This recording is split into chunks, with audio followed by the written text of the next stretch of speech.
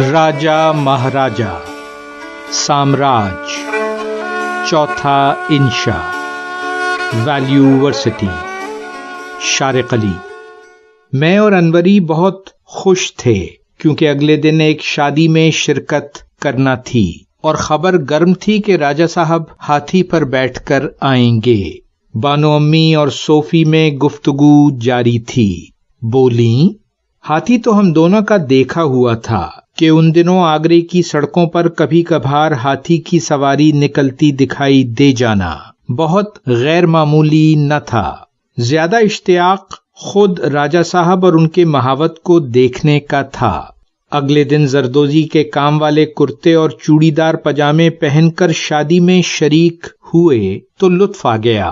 किस्म किस्म के खाने और मिठाइयाँ, हाथी भी शानदार और हमारी तवक्को से कहीं ज्यादा तवाना, फूलों के हार से सजा और माथे पर चांदी का झूमर भी। किसी ने बताया कि हफ्ते भर में मनो गन्ने और पीपल के पत्ते खा जाता है। अनवरी को हाथी और मुझे जर्क बर्क लिबास पहने महावत बहुत अच्छा लगा। राजा साहब ने दोनों को बहुत मायूस किया।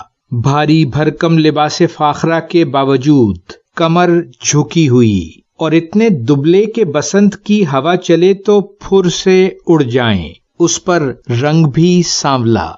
सब लॉन में पड़ी कुर्सियों पर बैठ चुके तो प्रॉफ बोले, मकामी फौज की तश्कील के अलावा अंग्रेज ने मकामी हुक्मरानों यानी राजा महाराजाओं को भी अपने साथ मिलाया। उनसे ऐसे मुआहदे करके कि वो अपनी हुक्मरानी जारी रख सकते हैं, लेकिन अंग्रेज के मातहत मकामी फौज उनकी हिफाजत पर मामूर रहेगी। यूं थोड़े से टैक्स या लगान के बदले में वो अपना राज महफूज रख सकते हैं। ये एक साम्राजी चाल थी। इस महफूज हुक्मरानी का जाल अंग्रेज ने आहिस्ता आहिस्ता पूरे हिंदुस्तान में फैला दिया। बज़ाहिर तो सारे राजे महाराजे अंग्रेज के जेर तसल्लुत अपना भरम कायम रखे हुए थे, लेकिन असल हुक्मरान टैक्स लगाने वाला अंग्रेज था। वो ये हुक्मरानी मकामी फौज के जोर पर करता था।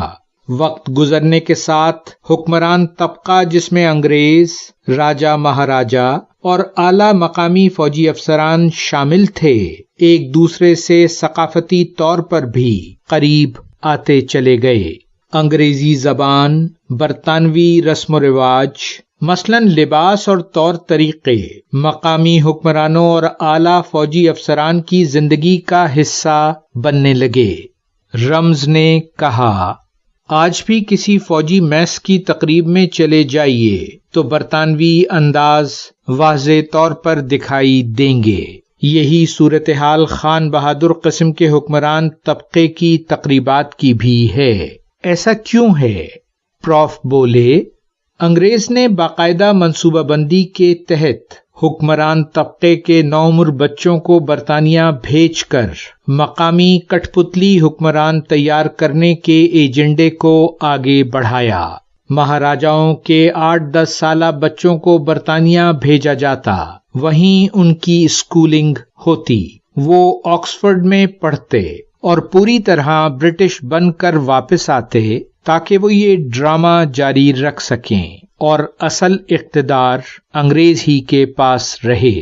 अंग्रेज माहिरीने तामीरात ने इन राजा महाराजाओं के महल डिजाइन किए और बरतानवी तर्ज की अंदरूनी आराइश तरतीब दी। यूं उन्होंने मकामी हुक्मरानों को अपने सकाफती रंग में रंगा। जब पूरे हिंदुस्तान में ये निजाम फैल गया तो अंग्रेज ने इस वादे की पासदारी से बेवफाई करना शुरू कर दी। अब वो छुप कर नहीं बल्कि खुलकर और सामने आकर हुक्मरानी करना चाहता था।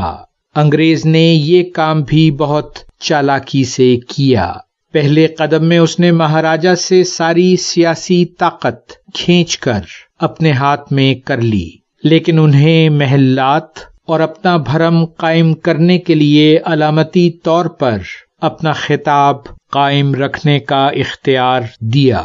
महाराजाओं की जाहिरी शान शौकत वैसी ही آبا و اجداد کی شاندار تصویریں دیواروں پر آویزاں، اور محلات کی آرائش میں وہی بادشاہ بنے نظر آتے تھے، لیکن در حقیقت ان کی کوئی حیثیت نہ تھی۔